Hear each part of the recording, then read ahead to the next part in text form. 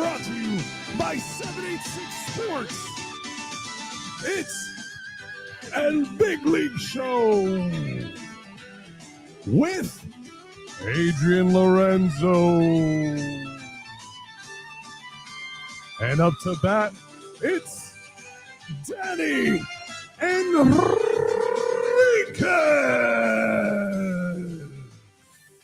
What's up, everybody? Welcome to El Big League Show. My name is Danny Enriquez. A lot going on in the world of baseball. I'll have the draft next week. We'll be doing a live stream for that one, but don't have to wait for that. There's a lot going on at the major league level. Guys getting fired, teams surging, teams dropping, trade deadline coming up. A lot to talk about, and who better to talk about it with than two-time World Series champ, former MLB exec, Adrian Lorenzo. Adrian, how we doing? What's up, Danny? Doing well, man. Doing really well. I had a good 4th of July. Hope you did too. Yeah, I feel like I got to categorize that. Yes. It was two times that we won the World Series with the Boston Red Sox. I was an intern for one of them. So I don't want to, mislead, but I'll take it. Shout out to the Red Sox for valuing the intern level employees at that level, to also believe they were part of that whole thing. And so the ring is there nonetheless. Yes. Shout out to the intern. Shout out to Mika over there, man. She's like the big poppy of the operation. We're talking about value. So the interns definitely get their respect. So I've been looking forward to this episode for a while. This is something we've been waiting for the opportunity to talk about, something that's close to my heart as a fan, something that's close to your heart as a Miami native, and of course, a former executive for this ball club, and that is the Miami Marlins. Playing much, much better baseball as of late. A nice run of series wins. Tough competitive series loss to the Milwaukee Brewers, but they're playing good baseball. A lot of breakout performances. Kyle Stowers just named an all-star. Agustin Ramirez in the Rookie of the Year hunt. Talking about Edward Cabrera potentially making a leap. Otto Lopez. A lot of good things happening with the Major League team. I mean, if you're adjusting your expectations a little bit, which as a Marlins fan, I'm kind of used to doing. But I wanted to talk to you just about the big picture here. Obviously, with the Marlins, the trade deadline is always going to be something that, whether you're buying or selling, and we've seen both sides actually, probably been buyers more than you would think, right? Yeah. Thinking back to the years of trading Luis Castillo and the deadline, the buying really didn't work except for this last playoff run with Kim Ng. And that was, you talk about it, every move kind of working. That was one of them. Last year, much more on the sellers side of things, although you did get a Stowers and a Norby who turned out to be, major league value, helping you on this current good streak. I don't just talk to you about trade deadline or the major league team or even the system, just kind of overall state of the franchise. It seems like we're at a crossroads here with the Marlins, and it's not just asset collection, but at the same time, it's the Marlins. You're always kind of looking at that. So where are the Marlins right now from where you stand? So we finally arrived to talking about the Marlins, even though we watch them. And that's kind of the vehicle through which I watch a lot of the major leagues. So I'm calibrated to the Marlins one way or another, even though this is a national baseball show, not just a local one. But now that we are here, I think I'm in a pleasantly surprised place in terms of actual flashes of major league value, sustained major league value across multiple players, especially core position players that you could think. Agustin Ramirez, Kyle Stowers, at least on that side of the split. It's good. In your arc, you need those guys to also be developing, and you need major league development success stories as you're in your buildup. They don't just all come at once, so you're better off having them happen during this time where you're kind of down overall from a record standpoint. These are the wins, the developmental wins you hope you're getting and moving the ball forward as you progress into your more competitive window. Because what I think this latest run here represents is kind of a pulse in the right direction, a step in the right direction of a core of young players that can be at least, the bones of something competitive that you can then stack on and build on. And you'd hope that that's with younger, mostly controllable players, especially with like Agustin Ramirez and Yuri Perez. Like those kinds of things can really, you can attach a lot of the supplemental things to those kind of cornerstone players and feel like, all right, we're moving the ball forward in the right direction. The fact that that's turning into major league wins is probably also equally important to the development of these players. I don't think you just all of a sudden are good one year to another. I think that model is less sustainable. So if you're not good from one year to the other, that means that there's a progression into being good. And so I think them realizing the lesson in learning how to win a major league ball game, I think that pays dues or pays dividends later on. I think a lot of players that are now a part of winning clubs and in their early years having to go through this break out of this cycle of just winning ball games. I think it's a good lesson for the Marlins to have. Now you still zoom out and look at their playoff prediction or their playoff odds, especially the fact that they're in the NL East, and it's just it's tough to live in that division sustainably without looking at the wild card all the time. But I think their chance of making the playoffs is still 0.3, even with a 9-game, 10-game run. So it just shows you the hole that they were in. So zoomed out, it doesn't feel like that moment of prosperity where you're going to cash in on playoff odds. As good as this feels, it doesn't feel like it's right there. It feels like it's still a ways away, and especially because of what you and I talked about. The Braves may be below them in record-wise, but I don't think the Braves can survive living in that place for too much longer. So those aren't the Braves of the future. Those are the Braves of this current season, and what we'll see next year is a completely retooled, stacked top of the division there between those Mets, Phillies, and Braves teams. So tough to tell what they're going to do future-wise, but you want to see steps like this on your way to getting into a more competitive window, if that makes sense. Of course, like those who are new to the show, Adrian worked with the Marlins, head of international there, stepped away to do all this art that you're seeing here in the studio. So you're an insider and an outsider at the same time with this particular operation. Mm-hmm. With respect to, the way it's shaping up, I know you've looked at the Rays kind of from the outside, yep, right? Because they were the team in Florida. They weren't like a division rival or anything, but you watch what they were doing, similar payroll, et cetera. It feels as a fan, obviously we know Bendix and where he comes from. It feels as a fan like it's looking a little razy when you look at a Connor Norby's playing third, a second baseman. Otto Lopez and Xavier Edwards just swap in the middle of the season. Yep. Liam Hicks playing first base, who is a catcher, or at least came up, I think he was an infielder in college, then played catcher, still plays catcher for the Marlins, but now playing playing first as well. The versatility on defense, kind of the sum of the parts kind of deal where you're patching together something that on paper doesn't seem to make sense, but then is effective, right? You look at the stats, again, not going to blow you away, and everything probably more recent looks better than the whole season, but even on the whole season, you're talking about an OPS that is solidly middle of the pack, right in there right behind the Orioles, ahead of the Brewers, ahead of some pretty decent teams, well ahead of the Braves and the Padres and the Giants. I mean, these are some legitimate teams here, or at least legitimate lineups. So it feels razy. That's not what you came up in. How do you evaluate the style of this team from the outside?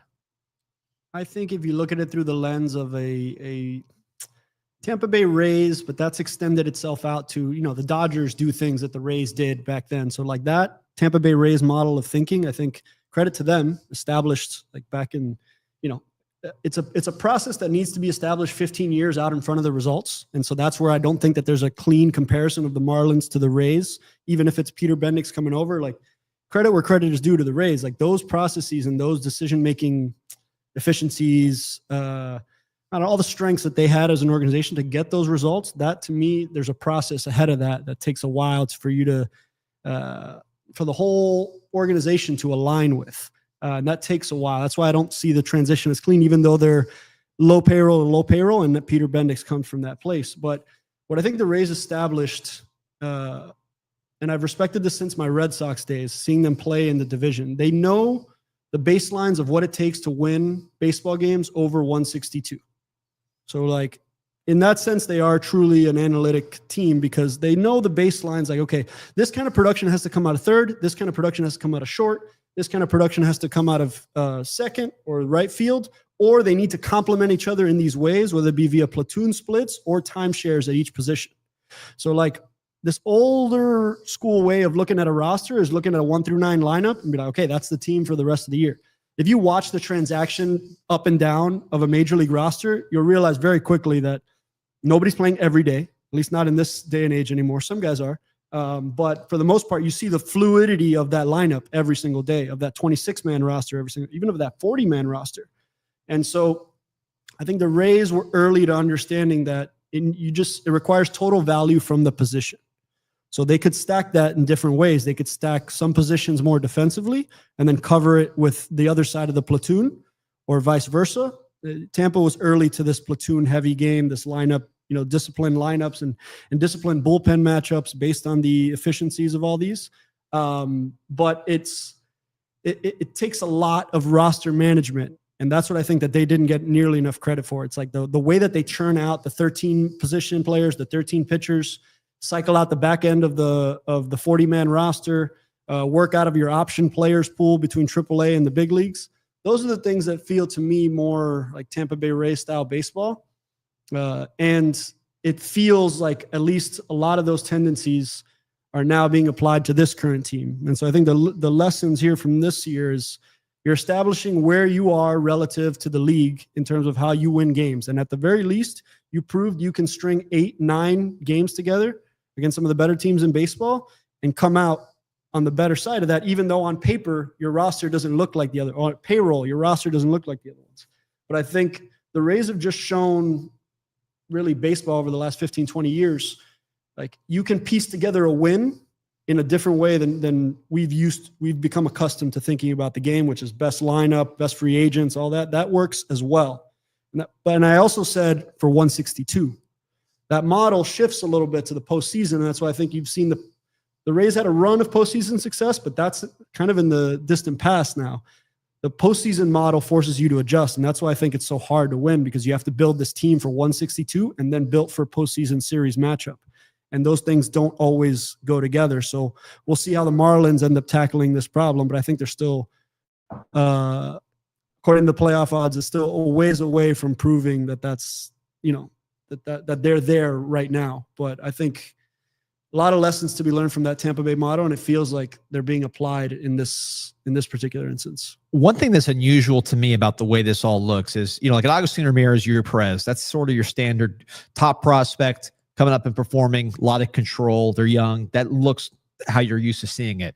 But when you really look at the guys that have stepped up this year, an Otto Lopez now looks like he could be an everyday shortstop for you with the way he's playing defense. He's on pace to be, I believe, a 4-WAR player. Edward Cabrera, now that he has that curveball working, which is something that, you've watched most of his journey. I think that curveball, at least the way how dominant it is right now, that seems like a new step for him. And we'll break him down in a second. But then, Stowers, the way he's impacting the ball. These are all guys who they're pre-arb, but just with only their arb years, they're going to be 30 plus when that's done. So you're talking about potential building block players that are in their late 20s, which I'm not used to seeing that as much, right? You're used to seeing the young guys kind of come up and you say, like how the Braves had it. Sure. Or you're bringing in guys this age as free agents. Right. To have guys that controllable, that old, who are also making an impact in a way that's very valuable if it continues.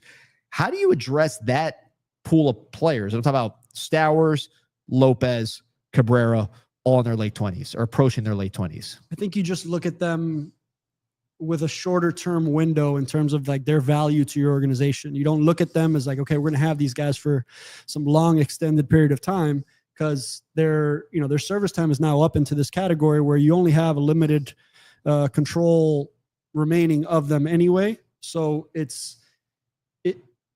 major league value is major league value, and they represent more near-term major league value than maybe total surplus value if they were younger, if they had some future years of control into consideration. But I think the best rosters are constructed with a bracket of this type of player that impacts, because you need this. You're paying this a good chunk of money if you agree to go into arbitration, and they should be the building blocks of your franchise, and you need those pieces as well, in addition to ideally a 23-year-old, 24-year-old phenom prospect, impacting the majors early, as well as, to me, a more balanced 32-year-old, 34-year-old free agent on the other side of this. So you have a total complement of players on your roster. But it's good to see that you at least have those, because those are at least fixed pieces you could work around. A starting shortstop that you feel good about defensively. Go back to a Rays model of baseball, like a good defensive shortstop is kind of be at the cornerstone of that whole philosophy. So if you have that, okay, that's good. If you have, Edward Cabrera as somebody who can credibly front a rotation on a on a given day, that's also a valuable asset. We'll see how he gets treated here in this upcoming trade deadline. But if you're looking for core pieces to build around, those are at least supplemental pieces to those ideal, like true high upside impact players in the middle of the field. But you need these guys around those guys as well. So there's something to build off here, and it's good. You want to see these guys having a year where it clicks, like Edward Cabrera. Edward Cabrera's journey from legitimate prospect to now is very long, and it's ping-ponged up and down and roller coastered a little bit at different times. But it's good to see him figuring out a place where he could find sustained major league success, because his promise was always through the roof. I remember in those discussions, he always traveled with Sixto Sanchez. He always traveled with some of the higher name prospect arms in the entire minor leagues. And so it's good to see him realizing that and finding the plate a little more, which I think is allowing his stuff to play. It's the fact that he's just putting it over the plate more. That stuff was always going to play well. It just came down to how often he could live over the strike zone. And he's doing that to a pretty good clip now and getting the success that he's getting. So we're looking at his Baseball Savant page. Yeah. It's interesting. So fastball velo's always been top of the scale. I mean, he's on 97 average. His changeup, which is extremely fast and moves a lot, actually is not giving him a lot of value, it seems like here, nor is his fastball, both in the bottom fourth, right? 22nd percentile on the fastball, 24th percentile on the changeup. But then you look at the breaking ball, 91st percentile. And just from kind of the outside, it seems like it's that curveball, which I don't remember that being a major weapon for him early in his career. At least I didn't see it as a fan. I don't know what the projection was internally, but he's been pretty dominant with it lately. So what do you see just in terms of his skill set and how it's coming together? I think it's beautiful to watch it come together, because the Edward Cabrera always could spin a breaking ball. He always had a really nice big 12-6 hard bite, sharp, and he was a big kid throwing from like this higher slot. So it was always a pitch that early on in the prospect ranks, it always stands out, because not that many guys have true feel for a 12-6 curveball with bite like that. And he did have it. And he also had some fastball velocity. So Edward Cabrera has always been a kind of like a scouts player. You show up to watch Edward Cabrera on a given day, and you catch him on the right day, he looks like the best pitcher in baseball at certain points. But to me, the driver of that always felt like his ability to land the breaking ball for strikes early on in his prospect career, to me, always boded well. Now it would come down to, can he develop a third pitch well enough to be a starter in the big leagues? And when that changeup came around, it's sick. He throws that changeup 24% of the time versus 23% of the sinker, and he's throwing both fastballs, which is interesting. So he's utilizing both sides of the four seam and the two seam. But that curveball, it's such a weapon, because it opens up the rest of your arsenal. And for him in this case, at a 91 breaking value here on Baseball Savant, it's playing like one of the best pitches in all of baseball is that curveball. So it's good to see him realize this kind of ceiling. And you're hoping that that opens up a window of sustained major league impact for Edward, because he's always had this in the tank. And every pitching coordinator, every scout that's worked on him has always been, there's never been a deficit of talent or upside with kind of limitless ceilings. If you're already 6'5", you already throw this hard, you already have this kind of secondary arsenal. Putting it over the plate is the only thing stopping you from being in the top argument for pitchers in all of baseball. So I think he's got the weapons to back it. We'll see how long he can live over the plate. But this, in a year like where Sandy's having perhaps a down year and Yuri's gone for most of the year and you lose Luzardo, it's good to see that you still have depth beyond into the starting pitcher ranks. And and in a year where Meyer's been down as well, this is their pitching success story for this year, I think. I mean, you talk about just the curveball, and shout out to Just Baseball for the stats. Opponents are posting a .188, so they're in 188 ex-WOBA against the pitch. Last year, 298, just the curveball. So I mean, the fact that he's turning that potential into production is pretty impressive. One guy I wanted to highlight here. We're going to talk about the All-Star break or the All-Star game in a second. Cal Stowers, and he's somebody who really struggled with swing and miss last year. It looked like he might not even make it out of spring training. Still really is not doing great in terms of whiff percentage, and those are the areas where he's weak. But man, his impact stats, you look at his baseball savant, I'm sure you're pulling up now. I mean, red down the line when it comes to hitting this baseball hard. So with a guy like that who's in his late 20s, college player, swing and miss is there, but now he's hitting it and it's making an impact. Defensively, kind of limited. Range is not there. Good arm. He's had some great outfield assists. He's showing off the arm. How do you look at a player like a Kyle Stowers from a projection standpoint, trying to build either around him or, I don't know, do something with him? Like, where do you see Kyle Stowers in this future? I think he's an important piece of the club for sure. An important, I don't know if it's a core piece or just a piece that needs to be very important, which is a corner outfield slug-driven production. Right. And the big jump here that he's taken is really an ability to still get on base despite having like a less than favorable whiff rate and K rate. So his ability to get on base unlocks a value point for him. He's getting on base at a 350 clip, right? In addition to the off the bat stuff that you're talking about. So in terms of 3 true outcomes, you're either getting on base via the walk or you're hitting something hard in the air for power, or you're striking out. And that's, if you're getting on base through that, you can survive. Those are that's a profile that can find success in the big leagues. And that's, we go back to the swing decision argument. Like, even if you have a miss component to your swing, if you just have the ability to also get on base and limit your chase, and his chase, he's got a higher whiff than his chase. So the chase is actually, he'd probably want it in a better spot, but that's the I don't know.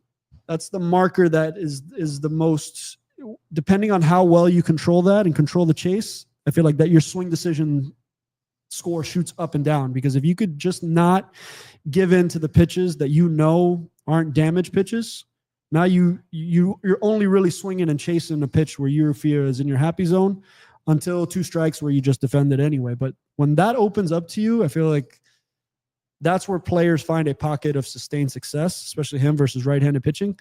He can live in this territory and make, I don't know, 30, 40, $50 million in this range of production as is. But I don't know that it's a player that you stick in the middle of it and you extend for long term. I need to see more of this sustained success before you determine this is a core piece for you moving forward, especially because you have some diminishing control of the players. He's been in the big leagues before, but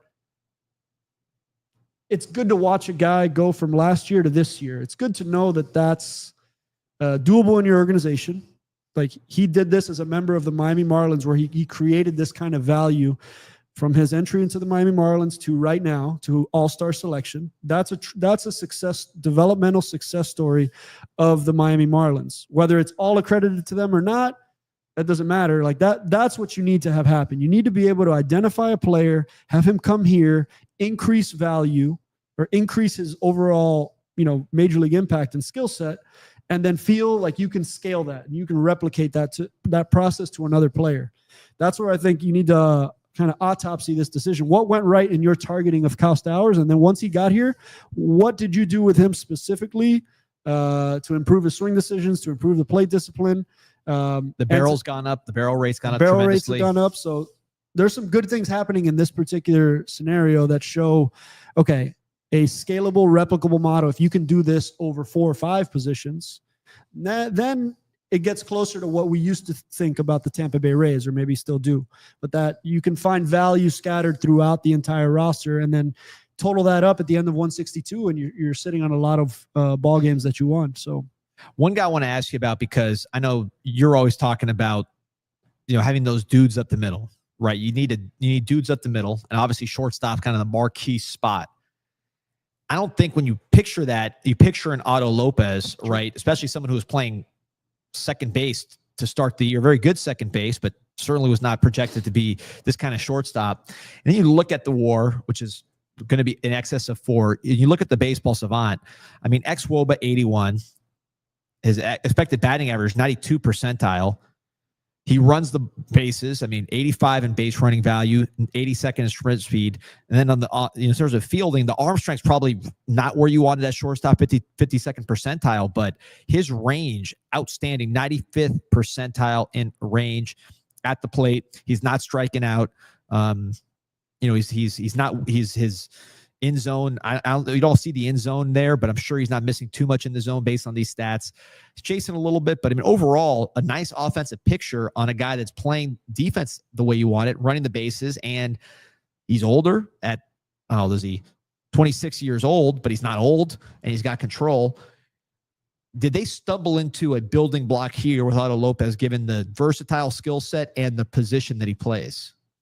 I think a building block. Again, I'd stop short of saying this is a cornerstone player for them, but I think it's a building block player because the sexiest asset in all of baseball is Bobby Witt, a stud shortstop that does it, crushes it defensively, crushes it offensively, crushes it on the bases. Bobby Witt is like sells the jersey. That's the sexiest thing that you could have playing the shortstop position, and you should always shoot for that.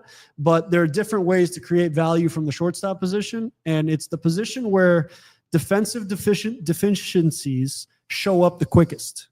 It's just the hardest position to play on a Major League Baseball field, in my opinion. And it's the easiest to get exposed at if you're not prepared to play that position, because it gets a lot of action. The ball gets hit hard there. You don't have to have elite arm strength, but you can't have below average arm strength playing shortstop. Xavier Edwards, we saw that. You need to have like otherworldly speed and like foot, educated feet and things like that to overcome below average arm strength. So you need arm strength. You need internal clock. You just need to know you're in the middle of every single play, whether you like it, want it, or not. And it just has, to me, it has, along with the catcher, the highest defensive demands that are non-negotiable at the position. And so you can either try to always have offense there as well, or you can decide, okay, and at this position, I'm going to have well above average defense. And if the offensive contributions from here are in the 7 or 8 or 9 holes in a lineup, let's say, then I'm okay with that. A lot of teams want to maximize that out because Bobby Witt is possible. Ellie De La Cruz is possible. You should get that if you can get it. But it's the hardest thing in baseball to really grasp, especially young and controllable. So if you don't have that, then it stands to reason you could stuff the position defensively and still be accruing WAR and accruing major league run value, win value, especially in this case that he backs it by the base running stuff as well. If you're on base, you make a lot of contact, your base running ends up showing up a lot, and then not the stolen base ways that you think. Major league teams have base advancement metrics that are beyond just scoring runs and stolen bases that just, he clearly ranks in the 85th percentile of base running value and fielding value. So he is stacking value, and he's not striking out a whole lot. So this is a sneaky player in the major leagues overall. And I think the tempting thing is that other teams can recognize this as well. So if you don't view it as a core piece of your group moving forward, this is just as tradable of an asset to a contending team that needs this kind of profile. And none jump out right away, but this feels like something that survives well as a 11th, 12th, 13th man on a postseason playoff contending roster. So, but as it relates to a Marlin, I think you're seeing them win more games by having elite defense at shortstop. I think there's a direct correlation there. Like if you're at least strong up the middle defensively, that's a good starting point as a defensive team. It's harder to address that after the fact, right? And stuff offense. It's hard to get both out of that position. So I think if you're going to choose one at this particular position as it relates to major league wins, I think Otto Lopez moving a lot of the needle for the Marlins here. Just stability at the most important defensive position, second most. So you kind of hinted at a question here from Brandon, which is, so should the Marlins sell high on some of these players? Let's talk about, and I'll give you the examples. We talked about Stowers. He's an all-star. These are all guys in the same age range. Cabrera, who Marlins fans have kind of been high and low on, but is clearly on a high right now if you don't trust the consistency, or maybe he's made a breakthrough. Otto Lopez, we just talked about. You have some guys in the bullpen, Bender, Enriquez, who just came on the scene, my cousin, who's really throwing the ball well. Are you thinking like, okay, well, this is found money We can move some of these guys, or is it more, hey, we've got controllable guys that can help us. This is not what we need to fix. And then we'll get to the Sandy question in a second. But just this pool of players, do you see this being a pool that you would trade from potentially, or you'd say, let's just check these boxes and focus on other areas? I think that is it's a tough question to answer because it doesn't have a straightforward answer. It's dependent on things you'll do later. So like if you're willing to sign 1-year free agents or shorter term deals or go into a free agency pool to add players on the back end of that, then you could get out ahead of some of that now and flip players with major league value that you don't see as core pieces of your future team for pieces that may be part of that. Now, I think if you do make those deals, I think you're now in a point where you're less likely to deal for the A-ball value distantly in the future. You might shoot for returns that are more geared toward AAA or now major league value, maybe a contract the team doesn't want to, like a creative way to buy out a contract. There's things that I think you should target in your returns that should have a short-term window in mind. So if you're going to deal these players just for, the highest upside A-ball prospects, I think that's where it's more of, not more of the same, just more of where a fan would get frustrated, right? We have major league value right now. Why would we kick this back? So I think it'll depend. Like if you're going to participate in the 1-year free agency, for example, I'm not asking, or nobody's asking to participate at the Juan Soto level of free agency, but there's also a Gleyber Torres level of free agency where it's like 1 year, good process, found a good player, targeted him, brought him here. He created value. Those scenarios are also possible. It's not just lose as many games and get the highest picks possible. So if they're going to participate in that market, then you can kind of more readily deal from this pool. There's still a couple things that are harder to access. I think highest upside starting pitching, like what Edward Cabrera is at least flashing right now. It's one of the hardest things to find in all of baseball. So, but it also returns you or yields you the most in terms of like trade returns. So that's the trickiest one. I'd hold on to starting pitching as tight as I could if I'm them. And then deal from their prospect starting pitching to access position players.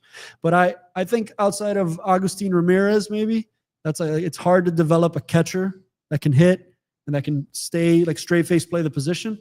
You need to entertain talking about those guys. You can't hold the line over players you have limited remaining control on. If you see a path to like getting your team better, in the short term. Let me ask about Arb, because as a fan, you see Arb and you say, well, listen, this guy's producing this level. You're paying him short term based on what he is. You're not locked into like who's the pitcher from Taiwan that you guys had? Wei Yin Chen. You're not locked into that kind of long-term deal. These are guys that are, you're paying them, but you're paying them based on what they just did. So it's not as long-term of a commitment. How do you view Arb for players like this who theoretically will be earning what they get down that road? Yeah, overall the arbitration process has I don't know. There's pros for it and there's cons for it. I like when players are finally allowed to kind of prove what their value is, what their value has been, and get a marker in terms of like, okay, the value is stamped at this, even though we know it's a little bit suppressed because of the ARB system, and it's always going to be suppressed and based on player comps. And you need to perform really well to like outperform your arbitration market. But I think it's helpful for players mostly because it just opens up a pathway to them seeing more appropriate dollars to what their actual WAR contribution is, as opposed to in these 0 to 3 years where you could be providing huge major league value, and no matter what, you're suppressed in terms of like how you can get rewarded financially for that surplus major league value. And arbitration gets a little closer, and free agency arguably goes past it, which is where you want to be. But arbitration at least gives players a checkpoint that didn't used to exist, right? It just kind of waited it out through free agency, and arbitration was introduced to like address the fact that younger players under shorter control windows are clearly leading to wins and impacting the game. But on the other end, on the ownership side of things and the league side of things, there is an effort to suppress those salaries for those types of players as well. So arbitration to me is overall a positive for a player entering it, but it doesn't reward the player in a 1-to-1 ratio for how good he was. That makes sense. It does. And that's why I wonder, like, you know, if you're the Marlins and you say, okay, Otto Lopez, Stowers, Cabrera, I mean, they're going to be cheaper in ARB in total than what you'd get for them on the, you know, in free agency. And you don't necessarily have replacements lining up, at least certainly not at shortstop, right? Or really as a power hitting. We don't really have power hitting prospects like that. If you're the Marlins, you see it slipped into the Wii. I try to avoid that. Yeah. But you don't have that many power hitting prospects that you could say are going to slide into what Stowers is doing. So is it almost better to just say, we'll just ride out ARB with these guys or buy it out at a number that's reasonable? Yeah, absolutely. And I think that's it. That's the more likely scenario, to have him go year to year, unless a player is performing at a rate where you know that the ARB number is going to get big enough to where it's just uncomfortable for you to carry it relative to where you want to operate payroll. I think teams that operate more in the middling or in the top of the scale payroll go more year to year with these guys, or even address those and lock those years in with early extensions and things like that, where you can at least you control against some outlier performance that then now this player merits $20 million in arbitration. And that's where some teams buy out your ARB years. Just because they think that their projection of what you're going to get in ARB is at least fixed relative to you having an outlier performance that in true free agency might yield a huge ARB salary. So it's I think I'd like to see them go year to year with these players, but it feels like they have enough right now major league value for you to at least have the discussion on each of them. That isn't, I don't know, to me, that isn't Agustin Ramirez and Yuri Perez. You know, like once, like those, find where your cornerstones are and then be willing to have the discussion with any team. I don't think anybody should be off the table at all, including Yuri or Agustin, but that's only for the sake of the discussion. You get a real barometer of what those players is by how much teams ask for them. So I would go back to the Rays, and they're a very active deal-making club. So they always have a good pulse of what the value is on the other side of their own players because they're willing to talk about it. There's some teams and other executives that don't want to kind of engage in that discussion. So you don't really get a real sussing out of what the other team feels about a specific player. You get a little cagey and you're kind of trying to present your own side of things in a certain way. But I always found the Rays to be very like straightforward and like leaning into making deals. And so if that's transferred over, then it makes sense that all of these players would be in discussion or at least entertained. And now it just comes down to how well are you communicating that with your own players? Like if the players know this, if they know that it's just kind of part of this, then you can navigate it more successfully than if you're not communicating clearly on that front. Well, one thing we know about the Rays, they move off starting pitchers right before they have to pay him. Sandy Alcantara, that's going to be the big story here heading into the deadline. Someone that you're very familiar with. You were with him on really 2 playoff runs, right? I mean, you were there his Cy Young year. You saw that up close and personal. I did. So you've seen the whole development. You saw the trade, right? So you've seen the whole Sandy experience really up until this latest return. Yep. I know his value is not where it once was. Could you see him? I'm just using a hypothetical because this is a name I've kind of had circled, like an Owen Casey for Chicago Cubs, power hitting lefty, blocked in Chicago, arguably 16 home runs already this year, AAA, like basically a major league ready top. I don't know what he's ranked right now. Let's see what he's ranked in Baseball America, but not a top 10 guy, but say a top 50 guy. Is that the kind of return you could see for a Sandy in his current state? Is it to the point where you're not going to get the value that you need for him based on his current performance and you're better off letting it ride? How do you see the Sandy situation playing out? I think it's like the worst case scenario for the Marlins because they knew it was a year where there was a high likelihood that they would be talking about Sandy. And you could have talked about it this offseason. You wanted to wait to see it establish health, and it does establish health, which is to me the most important indicator here. Like an establishment of health, you want to go on like outcomes for Sandy and how it's actually gone. That's fine. That's a fair argument. It hasn't gone well out the chute, but the stuff looks good. The stuff is crisp. He's healthy again. And just knowing him and knowing the arc of his entire career and how he competes, how he takes care of his body, like this is something to bet on returning to form, in my opinion. I don't see anything that doesn't feel like, oh, he's lost it or it's not there anymore. Sandy was always due for a correction from the shift age into the non-shift age. You and I have talked about this. The year he wins the Cy Young is the last year of the shift. And Sandy was a high contact, kind of like bowling ball sinker, get off your barrel on the bottom side that caused a lot of ground balls. And that in a shift era, that, you know, he got rewarded for that. Then the next year, I think he saw a regression because we flipped to a no shift. And now the range-based stuff, the same ball that was like getting converted into an out for Sandy in that year is now kind of bleeding through because you're not able to position guys the same way. So I thought he suffered a bounce back from, or a regression from that. But I think now I think a team's going to get a really like back to Cy Young ace level performance from whoever acquires him. And that's why I think I don't think that the Marlins should deal him right now, because it's like I go back to worst case scenario, because he now underperforms in the window that you kind of felt like you had to deal him. So I think my answer would be to hold because you do have a 26 and 27 option. So we go to the other side of this. How many years of remaining control at a number that you're comfortable with? And for the Marlins, it seems, I thought he signed a team-friendly deal when he signed it. Not an insignificant deal. Like, it's a good commitment from the Marlins side, but relatively team-friendly that you can always feel you can activate that salary and have that be your number one starter, your number two starter. And I think that still remains true here. So it isn't, we got to get him off the books right now, because it's going to be some unknown number next year and unknown number the year after that. You have club options on that through then. And so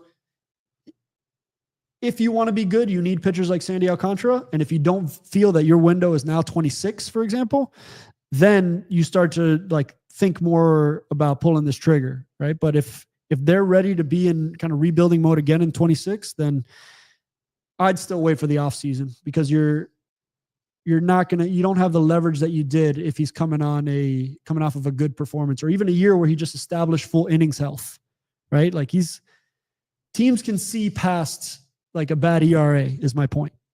They'll look at the underlying stuff and see where can our situation, where can he fit in here? Where can he be helped? I think teams look at Sandy Alcantara as like a big time bounce back candidate. So I think the Marlins would be selling low here, and I'd be hesitant to do it, but I understand why they'd have to entertain it to the end. Brandon has a question on a specific prospect, which I'm asking because you may have familiarity with him as an international guy. Everson Pereira from the Yankees, Venezuelan. Yeah. Tell us about him. I scouted Everson in Barquisimeto. I remember seeing him I remember exactly the field, actually, Barquisimeto, Venezuela. And he was trying out with a couple other players that also ended up getting signed. It's funny because he's there's more power in there than what I had projected back then. He was a little skinny, fast center fielder then, and now he's turned into a grown man. I would have to dig in a little further on if I think that that's an appropriate return. I think instead of locking in on is Everson Pereira like worth it in a trade, I do not know that. But what I would say is, if you are going to deal Sandy Alcantara, you need to feel with a high degree of conviction that what you have coming back is something that's going to impact your near future at the very least. Like, I find it hard to believe that they deal him for some like long range, far away prospect. So Pereira fits into this category of major league ready. So I think you want to make sure that you stack that return towards something that can impact you in a shorter term than, like I said, the A-ball prospect. So I think I would want more than that. I'd try to make sure you get one position player and one arm that can credibly get you back into a territory that Sandy got you in. I think that seems like a fair amount of value to target. And so thinking about it more as a 1-for-1 makes less sense to me, unless it's like a surefire player that they don't want to give you because you don't have the leverage to ask for it, because he's not coming off of a good season. So you kind of don't have the leverage if you're the Marlins to ask for the premium prospect.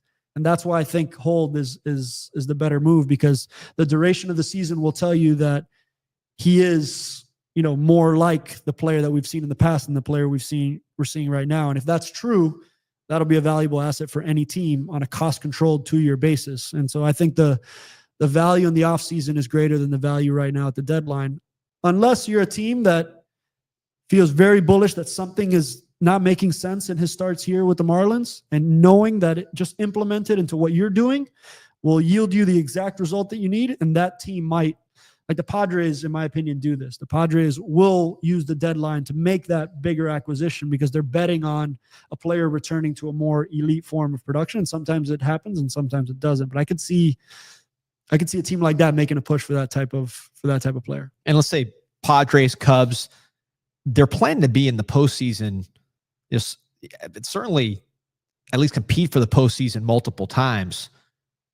This is somebody who can not only affect this playoff run, but the next one if you get him now, right? So it's all someone like this. You've seen him in the playoffs. I mean, if he's hot at that particular time, he can win it for you this year. Or if next year is the time where he heats up, he can win whatever year, get you there next year. So it's almost like you get 2 cracks at something that's very elusive with a player like this. If you do acquire him early, knowing that, hey, the performance isn't there, but man, I don't want to be sitting in the playoffs saying, I wish we had him now, and then wait to get him the next year. I'll say this. I think if you're a contending team in the next year or 2 years, I'll bet they have a pro scout sitting at every one of Sandy's between now, July 7th, and the trade deadline. He has 2 good starts and you feel like this arrow is starting to move in the other direction and you feel like you can get ahead of that. Like I'm saying these things now that I wouldn't deal him, but you never know. Like sometimes pitchers catch fire or catch helium. Remember this happened with Pablo Lopez one year, in a year that he did not get dealt. But like the helium that he got toward the deadline, Zach Gallen, this happened with, because they have a good stretch of major league starts. So you can see the acquiring team can almost more plug and play that into their system than needing to project on something, with real distance. And so Sandy has a couple good starts, solid starts, or even like one above average start. I can see that he can create a lot of value for himself over the next 3 starts, more so than a start in April or a start in early May. That's just the nature of the deadline. Like teams, it's human nature. Like teams don't move until they feel compelled to. And then the closer you get to that deadline, man, the amount of deals that get made in the last 20 minutes is really like you have all this time, because right now you can make trades. You just literally wait and it's just a leverage clock running out kind of thing. And that has a way of just shifting narratives overall. And I wouldn't be surprised if Sandy gains helium at the trade deadline and just gets you the return that you want. And then you feel like you have to do it. I don't like seeing good players leave. Like you're trying to find players just like this. And then you have him for a few more years, but you're playing this like really long game of like, oh, is it smart?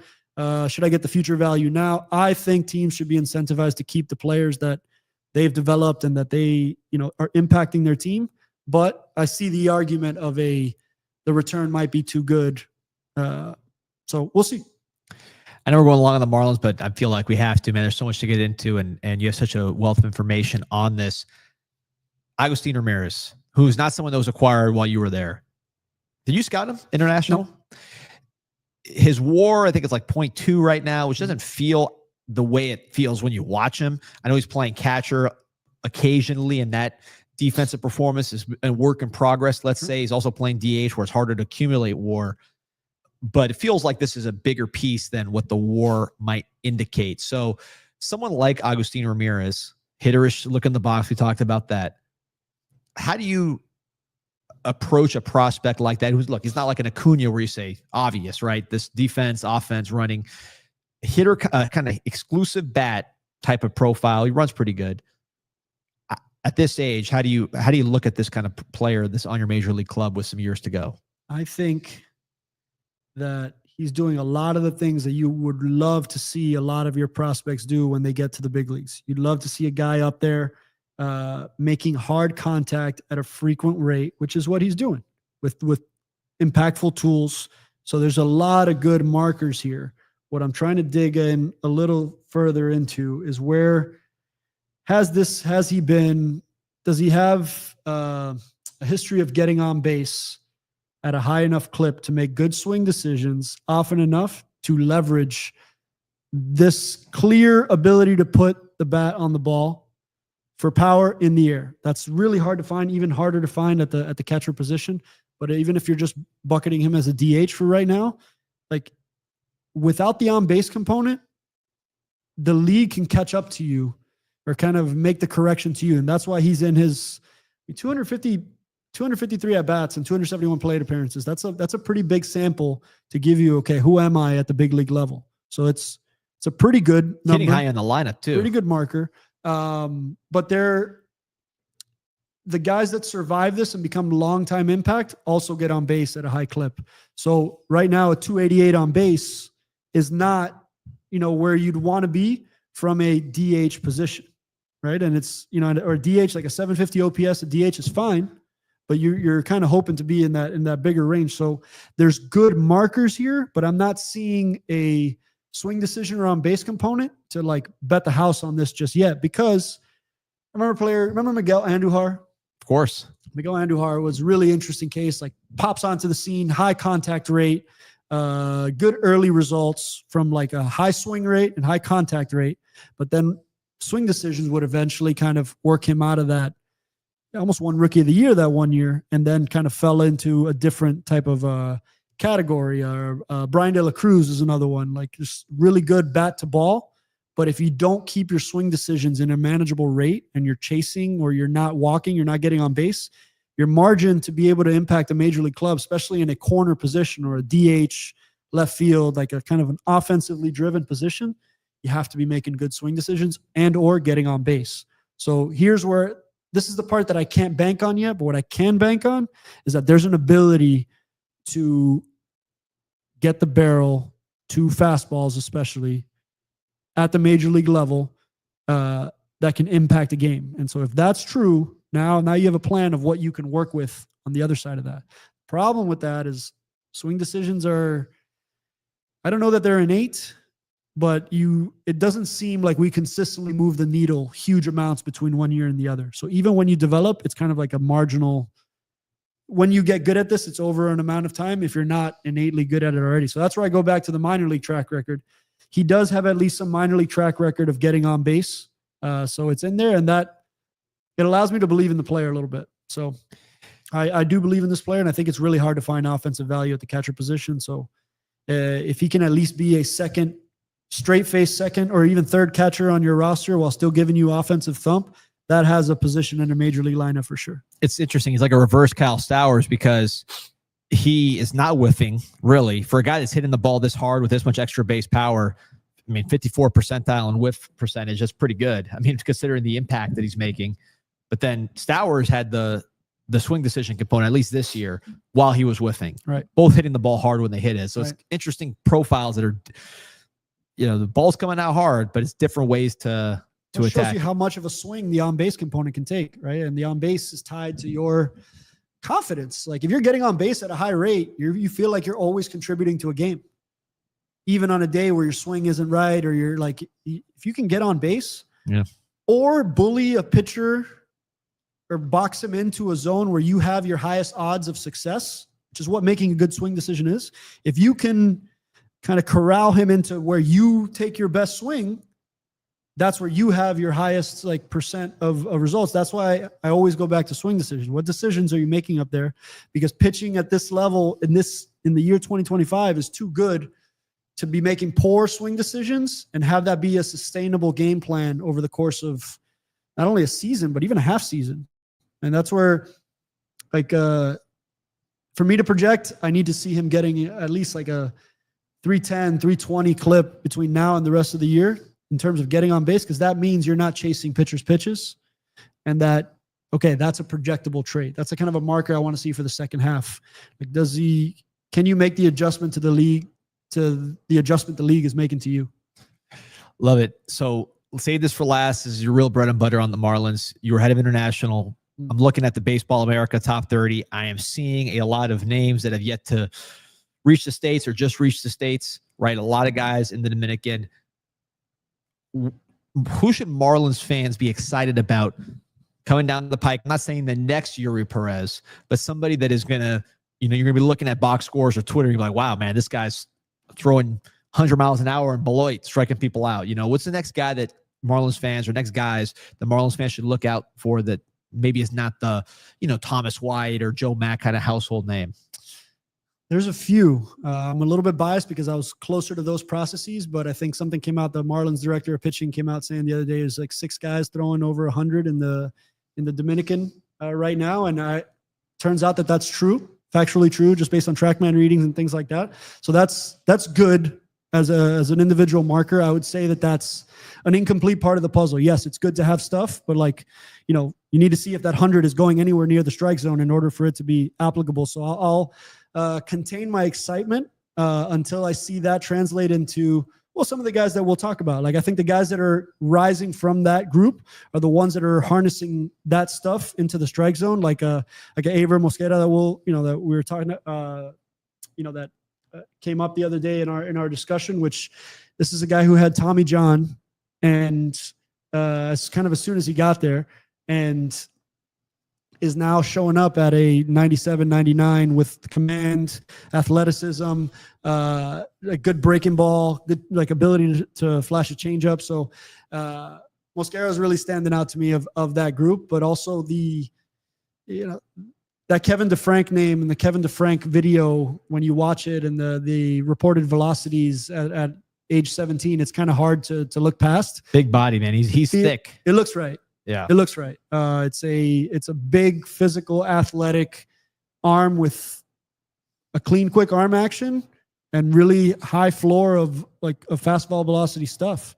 I'd have to look a little bit deeper to see if it's a plus movement fastball in addition to plus velocity.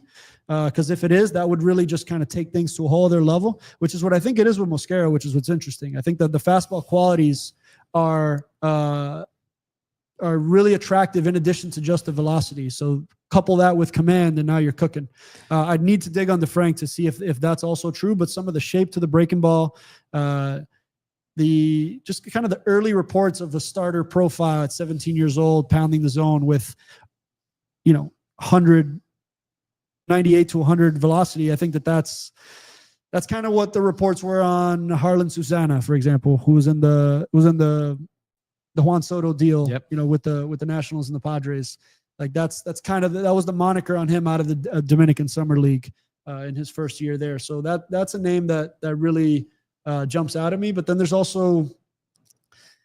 like Johanfer Santana, Keyfriday Encarnacion, guys that you won't have heard of because they got hurt early in their minor league careers. And so Tommy John kind of puts you out of commission for a little while there. And I think we're seeing a lot of those guys bounce back, including Mosquera, bounce back from early injuries, but coming back at a really, high rate. Yeah, Mosquera, I haven't pulled up here. I wanted to get to this because this is a new name for me, and I follow this pretty close.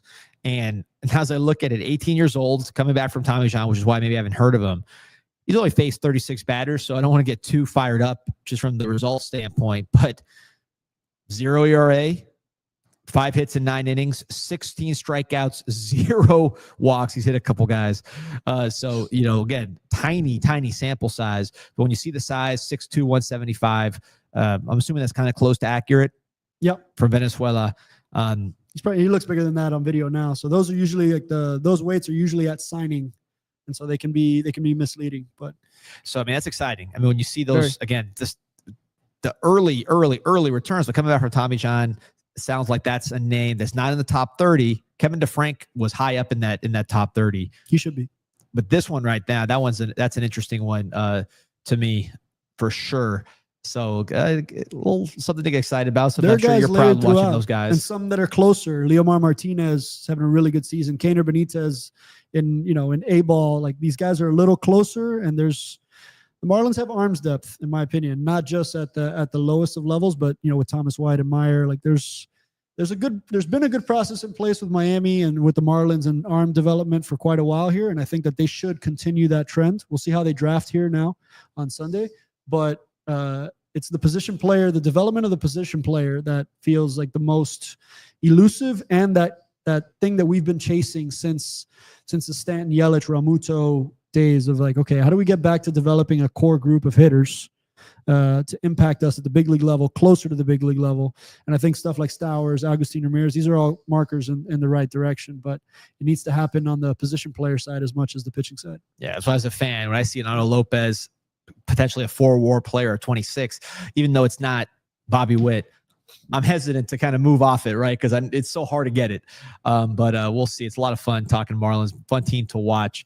We went an hour on those guys. I couldn't help it. I'm sorry. I blame myself. I couldn't help it, man. We could talk about them all day. I love talking about the Marlins overall because my perspective, while unique and at times like jaded, and I want it to go well, but and I still do. I very much want it to go well. I understand a lot of the ways in which it hasn't, but I believe in this group. Like I believe in these guys, these people. Like I know a lot of people that I worked with for a long time are still important, key people there, and so I believe in the work that they're doing as well as the vision that's been laid out by Peter and the rest of his group. I think a lot of that tracks and makes sense, and so I don't want to be on the side of I don't want it to go poorly for them at all. I want to watch the Marlins get out of this cycle of being this building club. I want to watch them kind of break through. And so I enjoy talking about it. I'm glad they've given us a reason to in this stretch here and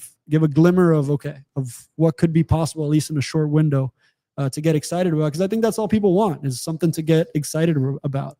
And that's where I think it's always been okay to operate somewhere other than you either win or you don't. You either win the whole thing or you don't exist. And if you're not winning the whole thing, you have to basically punt on everything else until you're in a position to only win it all. And I just think that there's places to operate as an organization, as a hometown team that are between that and above that. And every iteration of your team should have some exciting components, exciting, compelling narratives and things to follow. So I would like to see more of the Marlins being at the focal point of our discussion.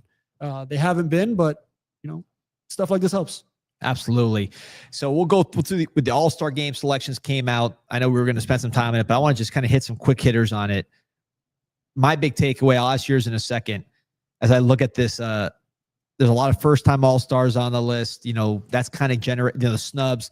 That's generating a lot of discussion. But for me, I look at the old guys, and I say old. Let's say older guys. 2018, my daughter was born, who's now 7 years old, talking like crazy. You were with the Red Sox, right? Fresh off a championship. Were you already with the Marlins in 2018? This is this is the year they won. This is the year they won. I was with the Red Sox the entire season into the playoffs. And then kind of in the CS round, I made the switch over to the Marlins. So I was watching and rooting for the Red Sox as I was in my Marlins office already, but freshly minted. So going back to that time period. So I'm sure your life was totally different at that point. It was. I know it was. You look at some of these guys that were all-stars on this team, they were on that team. And not even getting into the Clayton Kershaw, which is a legend pick. Freddie Freeman, Baez, Eugenio Suarez, Jose Ramirez, Manny Machado, Aaron Judge, Gleyber Torres, Alex Bregman, Francisco Lindor, Edwin Diaz, Aroldis Chapman, Chris Sale, who's with you guys, Josh Hader, and Jacob deGrom. 14 that I counted all-stars in 2018 are all-stars this year. And aside from Ramirez and Judge, two of the superstars of the game, all of them were on different teams. I don't know what your takeaway is on that, but it seems to me, especially a guy like Gleyber Torres or an Aroldis Chapman, is some of these guys, if they had it, they could have it again. Javi Baez, even if they're on the bottom of their value, it's in there. They're not too old. It could be in there. I don't know what your takeaway is from all these vets making it back on different teams.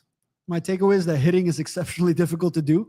And therefore, guys who break through a certain level of major league success and have the confidence to operate there, it makes sense that if those guys take care of their bodies, that skill would continue to be a transferable skill. So that ability to hit, right, and stay healthy and hit and impact the baseball at a really high level, it's a hard group to join. So it's not like everybody gets granted access into this tier. No, you have to really earn that positioning. And I think that the all-star teams are reflective of that, plus the fact that they've done it for a while, so they get the cachet as the perennial all-star in addition to the straight one-for-one who's the best player. So they have that built-up cachet, but that built-up cachet was from those years of establishing their profile and establishing that credibility as a as a hitter. And for pitchers as well. But what's standing out is like a theme on the hitting side where like it's harder for rookie players to get into that threshold of the best hitters in the league. And that feels appropriate. It feels like it makes sense. It lines up with what I'm looking at in the league, and good, because like I think that those guys, it's good for players to have success, in my opinion, beyond their peak years of physique, right? 28 or 26 to 31, whatever we want to put that, and see players having sustained all-star caliber success into their 30s, mid-30s, late 30s, because I think as an industry, we want to see good players around for a long time. So I think it's just really difficult to hit is my answer to your question. And that's why we're seeing a lot of the same names, because it's hard to break through to that point. But it is also equally hard to sustain that and maintain that. What takeaway do you have looking at the All-Star games? Whether it's a snub, someone you wanted to highlight, just looking at the guys named to this year's team, anybody jump out at you that you wanted to hit? To break through as a rookie and start in an All-Star game, to me, is like, that's ridiculous, right? Like that's really hard to just show up and then be named the starter. And so like what Jacob Wilson's doing, you got to tip your hat to it. And it's not like a small sample anymore. Like you're an All-Star in your first foray into the big leagues and voted into the starting lineup kind of clearly, right? Like decisively. With a lot of competition at that spot. There is. And so like, it's hard to not be impressed by that. You look through the rest of the lists and you see a lot of guys that, all right, this belongs there. Pete Crow Armstrong breaking through in this big way this year. That one really jumps out. He had a catch the other day that had like 0% probability. And he just ridiculous. But Javi Baez is probably my favorite one. Like I've said it before, baseball's better when Javi Baez is good. And Javi Baez is starting in the All-Star game for the best team in baseball right now with the Tigers. And he's doing it in center field after we've watched him become this generational defender on the infield for so long. So that one might be the coolest story of all of them. But there's a lot of good stories tucked into this. I don't know who. I'm sure like in every season, if somebody gets snubbed or a lot of people get snubbed. Trey Turner, I know, is one that people, speaking of the position, that's a tough one. That's tough. It's like Little League. The shortstop's always a battle, right? Yeah, I don't know about that one. I might need to rethink that one. Trey Turner is usually in the grouping of the best players in baseball, period. And so it's a shame that that's not getting rewarded, playing in a big market, doing well like that. That does feel like a snub, but there's a lot of good players on these rosters too. So nobody feels out of place being selected. Maybe some guys feel out of place, as snubs, but you go through this entire list and it feels like this all tracks, Cool to see Jacob deGrom, after seeing Sale kind of come back to the elite class last year. Talk about these 2018 class. Both of those guys were 2018 All-Stars. But you see Sale come back last year, keep that success this year. Now deGrom is sort of back where he belongs. I think that's pretty cool because you never know. I mean, we saw Syndergaard go a certain way, and now deGrom showing that he's built to last. He's going to be here for a while. And I consistently think Manny Machado doesn't get enough not of respect because he's gotten paid this guy is still just 33 years old, and like he's getting selected to another All-Star game. And it's a good South Florida story that I'll always push for. But I think Manny Machado has a certain cachet and capital in the game right now that I think is that resume is not only strong, but still getting selected to be a starter in All-Star games. And at just 33 years old, you feel like there's this whole other season to his career because that profile seems super sturdy still. So to me, he'd be one of those players that he has graduated into that tier of hitters that can find a sustained pocket of success with enough of a defensive floor and a defensive versatility to always be stacking value. So to me, his game is built to last, even, to have like this further push into sustained success, maybe even into his 40s. What I love about Manny Machado, and when we're offline, I'm a big NBA fan. I'm always complaining about players not playing baseball. I mean, you see the stars usually try to play, but injuries, it's just play 162 games. There's going to be injuries. I mean, look at this level of durability for Manny Machado. So 2015, we're talking about a decade ago, 162 games, 157 games, 156 games, 162 games, 156 games, then COVID, 60. Which, how many games did you guys play that year? 60. There you go. 153, 150, 138, 152. And of course, he's played 89 this year. So, I mean, the level of just durability and showing up to play with Manny Machado, I think that's something that really jumps out. And again, legend of Dade right there. So shout out. Posts, man. And it's something that comes up in every major league clubhouse. Like, does this guy post or not? And like, there's something to be said about a guy who is putting in those kind of numbers in games played and then impact in those games played. Like, it's you carry a certain level of cachet and capital when like you post every single day like that for how much service time now, the better part of 14 years. And you're just known to post and still be one of the best players at your position defensively and offensively. Like that man doesn't get enough credit. I think I'm glad he got paid, when he did, but that one jumps out. Like good to see that strain of consistency. Cause I remember him back from those Orioles days when I was with the Red Sox. He was a problem back then. Like that was a super impressive player back then and still a super impressive player now. To see the range of that is good for Manny and good for South Florida baseball. Kane's Cat saying Nick Soto training, baby. Is he a Nick Soto guy? I believe he is a Nick Soto guy. I'm also a proponent of that. I mean, look, the proof's in the pudding too. We're right there. When you're scouting, you're looking at outcomes that you could reverse engineer, right? And you can Manny Machado is a great example of okay, this is how good he is now. This is what he does. Reverse engineer this all the way back through, and that's a good scouting story, a good template, right? And so it's good to see that happen. And I think it only happens with a dedication to strength and conditioning at a level that's elite or exceptional. It's the only way you could be standing where he's standing. I don't think any of that is an accident. So I think, whoever he's working with, and I think it is Nick Soto, deserves a huge amount of credit. Yeah, look, he's gotten flack at times for certain things. And I think when you play that consistently, it's kind of like, there's a lot of you to it. It's like, hey, listen, you could question how I go about my business, right, but you can't question that I'm here. Right. I mean, this isn't a player without an edge, but do you want a player without an edge? That's what stands out there, because it feels the consistent feedback is like there may be a certain impression of him from the outside, but then you talk to any teammate of his and the impression is going to be glowing and he'll be a leader in that clubhouse. And so I've just felt like I've gotten enough feedback now to where he's one of those dudes in the major leagues, and he deserves credit.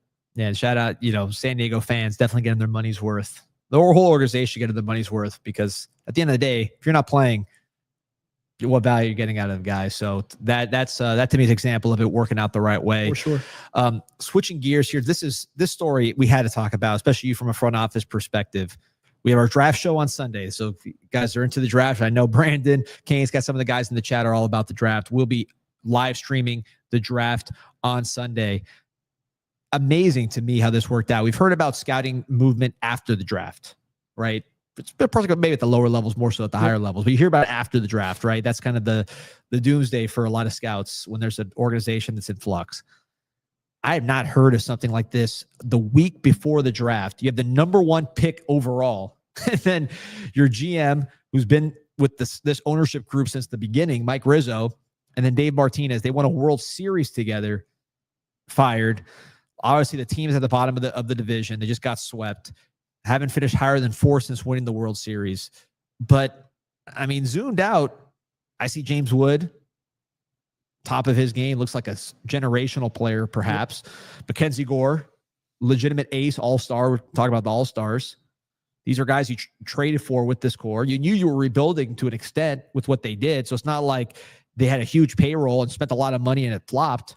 They haven't really spent any money that I'm aware of. But what do you think about the timing of this move and just the move in general, given that this isn't a team that's like a tremendous disappointment in terms of what you spent and what you get? What's going on here? This feels like more of an excitement. Like they haven't been exciting in a while. And so I think that gets slept on. Like, I think you just can't be kind of irrelevant for like long stretches of time with certain ownership groups. And I think he said something that I thought was really interesting, which was in response to this, he said, I feel like I navigated that ownership group for 20 years pretty well. And that it rings so true, because I think people think that GMs operate in their own like castle and do whatever they want and have like just a say in every room and every decision. And it's just not true. Like it's your experience as a general manager, lead baseball officer, is so dependent on your relationship with that ownership group, right? And that ownership group it can vary. I don't know about the learners, for example, and the details. I don't have inside information on how they operated. But his reaction to that made me feel like that was a whole thing to manage and be managed, which is the relationship with ownership, which is a big component of your ability to keep your job as a general manager. Is going to be how well are you convincing your owner or ownership group, or at least the primary person in that group, that the decisions and the visions that you're setting are believable, worthwhile, credible, based on like good processes. And so like that takes a lot, because most of these guys are very efficiently operating individuals that are operating at the top of business. So like to me, it takes a real art and talent to be able to manage upward in that way as well, while also managing the day-to-day of your roster management, over setting philosophy for your hitting philosophy, your pitching philosophy. Like, you as a general manager can't be out of depth in any baseball conversation. And that to me is fascinating. Like it's really hard to be a general manager, to be a good one, because you start to list all the things you have to just know. Like, you can't really walk into any room and be completely out of depth in any conversation. So I do think Mike Rizzo deserves credit for being in this role for as long as he was, as well as building as many winners as he did during the time that he was there. And I think he's a force in the game, and he's like a name that's carried weight in the game for a long time, especially from a scouting community standpoint. But you're right. The timing of this decision is what seems the most, I don't want to say telling. It seems like this happening now before you have the number 1 pick in the draft on Sunday means that there was a split, in my opinion, on what direction to go with that top pick. That to me would feel, but that doesn't explain the Davey Martinez component, because that's not attached to this. So it seems like Martinez was stamped for so strongly by Rizzo that they're traveling together in this particular case. But as it relates to removing the head of the leadership group before the draft, strikes me as like, okay, there's a difference in opinion on how we should move forward in this immediate next step. And therefore, like, maybe this is the best time to part ways, because we really want to go, we as a larger unit want to go this direction.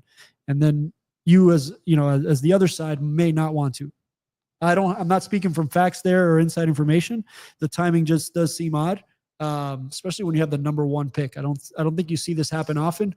But I guess what I will say is the general manager will be involved in the first pick that you make, first selection that you make, second, third, fourth, depending on how involved or draft entrenched they've been in their past. They'll stay involved in the draft. But really, where you as a lead baseball officer really focus in on is, okay, how do we get this first pick right, this first and second pick right? And so the rest of that process is heavily driven by the scouting director, right? So like a lot of the information has kind of been set in place to this point. The GM isn't out there making every single selection for an organization. It's really more that scouting director, whoever that VP or that assistant GM, that amateur scouting is there kind of in their wheelhouse. I don't think that any of those people have been removed. But so they make the pick, or does the GM make the pick based on information they're getting from these guys? I think they make the pick. I don't think a general manager wants to get in the business of like just stepping in for the first pick, like after a whole year of a guy working his tail off to prepare the department, set up for the draft. But I think the general manager will be there to like steer something out of something that doesn't make sense. If you as a scouting director want to go in a certain direction and that feels completely out of touch with some organizational, you don't have that ability to just operate in your own vacuum and just take a guy anyway. Be bold. But I don't, like in this case, it feels like their scouting structure will stay in place through the draft, even if Rizzo is not a part of that draft. So I don't think they're going to have some fundamentally different draft with him not being there. Maybe at the first pick, there might. Right. Then this is where we get back to. That's interesting, because I always thought the GM makes the pick. I mean, they get the information, they obviously take it all in, but at the end of the day, they're the ones that kind of make the call. So is that just commonplace within organ? And I know you've been on 2. but is that commonplace that the scouting director actually says, hey, this is who we're taking, and unless the GM steps in, that's the pick that goes in? It could be that way. I'm saying that it doesn't operate any one uniform way across 30 teams do this 30 different ways, but it feels like the general manager or president of baseball operations, that's like everyone's boss in a dynamic. So scouting directors don't often fly in the face of that. You usually have discussions leading up that kind of make you feel like you're on board. So on draft day, it isn't some like surprise as to who you're selecting. It's kind of like, we've talked about this, we've all gotten here on this. So that's where scouting directors just going rogue with the first few picks, that feels like a thing of the past. Yeah. If it still happens at all. I was there in Mark Light, and when Jamie Arnold was on the mound against the Miami Hurricanes, not his best day. The Hurricanes hit him around pretty good. Rizzo was right there behind the catcher. I don't know if the scouting director was next to him, the amateur guy. I don't know who. If your GM is there, there's a high chance at least the area scout or the cross checker, even your scouting director will be there as well. And if you're talking about different directions, we got the draft coming up, but it's like the two most stark differences would be like, okay, do we take a Cade Anderson, a college lefty that could probably be in the majors next year? I mean, with the way guys have been moving up. Yep. Or like an Ethan Holiday who could be something, long-term next to James Wood. It's crazy with this org in particular because you look at the 2 times they've had the first overall pick, Steven Strasburg, Bryce Harper. I mean, it's like this organization is defined by their top overall picks in a way that other organizations really aren't. Most of them aren't. So I don't know, man. That was a long time ago, though. So I feel like baseball's changed so much since that era, for example, that like the same philosophies that would have netted you those players aren't necessarily the same ones that would net you the best players now, especially if you're not picking at the top of a draft, which they happen to be now. But it's, these things to me, they have a shelf life. There are very few guys that survive 15 years plus, 20 years plus as a lead baseball executive. Dave Dombrowski is surefire Hall of Famer, and he's been fired by 3 or 4 organizations. Like, these things happen, and it's not like just an indictment of the person or the entire tenure there. There's clearly good results here, and he'll be somebody's special advisor or special assistant very quickly. This was someone asked in the chat if that would happen for the draft, or is that too close? It depends on if there was a fallout, right? Like if there was a falling out between the parties, then I don't see I don't see this being a situation where you stick around for the draft and you don't want to confuse in the room, like where the leadership is. And I think it's going to DeBartolo, which was the assistant GM under this, or the GM in this dynamic. So there is some continuity there, even if the head person is out, but also the manager is out as well, which is obviously that's the number 2 most important person in your entire structure. And the thought was, and we hadn't even talked about this, is the comment that Martinez made about basically it's the players, the coaches are. Do you remember that quote that he gave here in the press conference? No, not in particular. Let me pull it up here because it was very controversial at the time. And let's see what he said here. It's never on coach. This was in June. This was basically almost a month ago. Let's say 3 weeks ago. Okay. Canes Cap brought up in the chat, said it's never on coaching. This is after a loss to the Marlins. It's never on coaching. It's never on coaching. Coaches work their expletive off every single day. We're not going to finger point here and say it's on the coaches. It's never on the coaches. They work hard. Sometimes you got to put the onus on the players. They got to go out there and they got to play the game and play the game the right way. We can't hit for them. We can't catch balls for them. We can't pitch for them. We can't throw strikes for them. They've got to do that. Now, this is something we've heard from coaches for as long as players have been getting coached, a lot of times not in public. Do you think a quote like that got a lot of media attention could have led to some of this?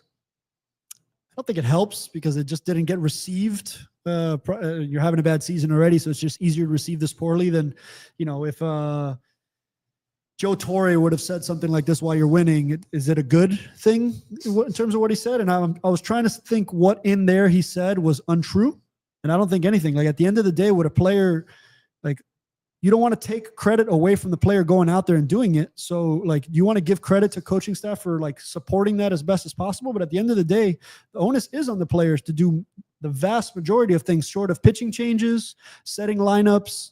Like, a lot of that action is controlled by the players in order to win Major League Baseball games. So what he said is not untrue. I just don't think it helps to direct that frustration, is what it seems, directed away from owning it necessarily. And I think that's what gets received poorly in this dynamic. But I don't think anything he said is untrue. Like, the onus is on the players to do well. It is also on the coaching staff. I don't think it's not at all on the coaching staff. But if players want credit for all the things that they rightfully deserve credit for, then this is part of that. The onus is on you to either play well, or it's like the old adage, like, you don't like it, play better kind of thing. Or like, drive and police your own situation so that, you know, you're moving the ball forward, and you're like, the onus is on the players, especially veteran players and leadership players who emerge into leadership roles.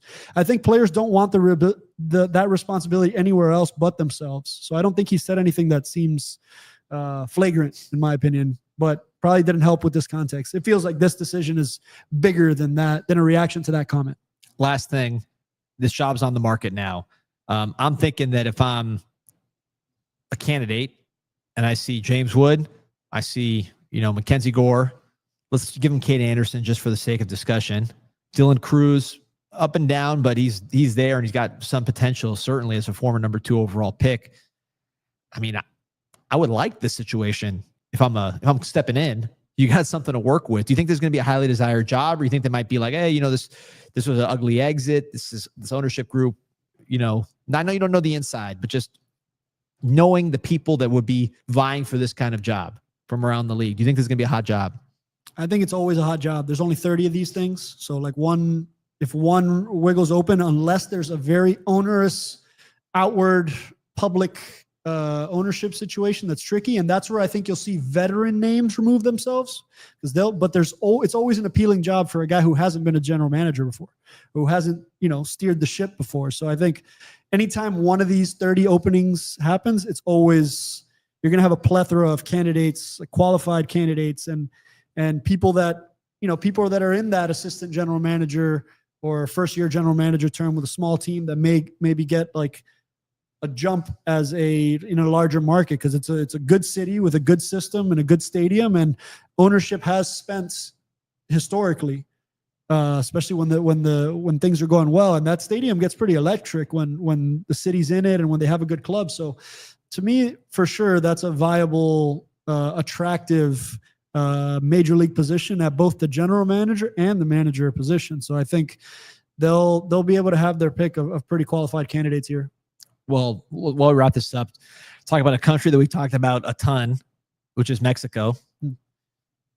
3 All-Stars this year, which is a record. Arande, Andre Munoz, yep, and then our guy, Alejandro Kirk, all Mexican, making the All-Star team. Randy Arozarena could have made it easily as well. Cuban-born, but right. Mexican now. WBC qualifies as Team Mexico. Oh yeah, no, he is. He's wearing the mask. He's Mexican. So good time for Mexican baseball. Yes. This guy, to me, almost defines it. Just he's so unusual. You talked about maybe lacking the typical physicality, the Mexican prospect. Well, pretty good example here. 5'8", 245 from Tijuana. Nice slash line for a catcher. 301, 359, 413. Just signed a $58 million extension. But really, it's about what he's doing behind the plate. 558 innings, top 10 workload. Danny Jansen going to the Red Sox last year. Nice. Kind of his show. Tied with Patrick Bailey. 8 catcher frame and runs. 12 blocks above average. Best in the majors. I know you've been dying to talk about this guy. Tell me about Alejandro Kirk. I've been dying to talk about this guy because he just breaks everything that you get trained on as a scout to look for. You feel like he breaks so much of it, yet he doesn't when you actually watch it. He's just a classic player of like, don't judge a book by its cover. Look past, the things that would throw you off in a traditional sense. And from a traditional scouting sense, 5'8", pudgy, bat first catcher is not you're not like running to that position. And I laugh so much because he's the best defender in all of baseball by Fangraphs defensive measurements. And a guy by the name of Dan Greenlee stands out. He's a good friend. We worked together with the Marlins, and he would make these pitches for Alejandro Kirk to the powers that be. And you're not making like he's trying like, no, you got to see what this guy does. You got to see the bat to ball. You got to see the exit velocity. It's like a pure hit tool. But then you pull up the video and it's him in like A ball, double A, and it's not an attractive video. And so shout out Dan Greenlee, because he's been proven correct over the longer arc here on Alejandro Kirk. And kudos to the Blue Jays. He was asked for quite a bit in a lot of deals, and they wouldn't budge on parting with him. But this guy can really hit, man. This guy can really, really, really hit. Like that was always the carrying tool. I think what's really interesting is how he's bridged the gap on the defensive side at the big league level. His arrival into the big league level was not as an elite defender. It was as an elite level bat to ball contact bat with enough power to be sneaky, but really like a more traditional batting average driven hitting catcher. With good framing and with good receiving numbers, he always had pretty decent, better than you think. That was the argument. It's like, yeah, it looks like that, but he can really receive. Catch and throw is actually pretty good. And what you want is the bat. What's been most impressive is to see him close all those gaps, blocks above average in the 100th percentile, caught stealing above average in the 97th percentile, framing in the 98th percentile. That to me is, I would not have had that. This is ultimate case of a guy getting better at an extreme rate at the big league level. It's at the catching position. It's just, it breaks the brain that it happened, and he allowed himself the room to do that because of where the bat was at. We talked about Agustin Ramirez earlier in the show. I think of a Cal Raleigh we talked about in the past, who, as I understand, just kind of in retrospect, it was power and the defense people weren't sure of coming out, 3rd round pick. And now defense is part of the profile on top of the power. Yep. There's a couple other examples as well. Is that something that we're learning can be developed at the major league level more than maybe we thought, the catcher defense? Because a lot of these guys are really showing the better defensive players I'm talking about are showing that happened in the major league level or the high minors, as opposed to, they coming in as a finished product, or that was part of the appeal. It does not feel as an industry standard that you get to the big leagues and you like take these huge leaps defensively as a catcher, at least. So I think in these two situations, whoever is kind of coordinating the development of this particular player or that particular position with Cal Raleigh and with Alejandro Kirk, like those deserve special recognition, because I don't think that that's the norm to make those huge strides defensively at the big league level, because the catcher usually needs to be very good, if not one of your more stable defensive positions, for you to feel like you have a winning roster. And that's hard to survive that phase as a rookie, to be dependable back there while you're taking your lumps and getting better. So your bat has to keep you in the lineup in order to get through those lumps. And I think that we're seeing this here with Kirk, where like the bat is attractive enough to get through all the defensive gaps. But then what I don't think you see is to close them all the way into, now they're your elite strengths, whereas they may have been your deficiencies earlier on. That's a development story. And that's a Mexican baseball story. And one of the best contracts in baseball, 5-year, $58 million extension. Right. I mean, off of a $10,000 original sign. No, or I think maybe even less than that. It might have been less than $10,000 as an original sign out of Mexico. So talk about return on investment. Value of scouting, man. Yeah. So appreciate you guys joining us next Sunday. This Sunday coming up, we got the draft. We will be here live streaming that first round, giving you all the instant reaction. Adrian will be looking at just the whole process from a front office perspective. What, the bonuses, the kind of decisions, how you view future versus present, your needs versus, what you just getting the best talent, right? What you value, high school, college, all of that we will talk about with someone who's been in those rooms. This man right here, Adrian Lorenzo. So like and subscribe to El Big League Show. Make sure you tune in next Sunday, and we'll see you next week.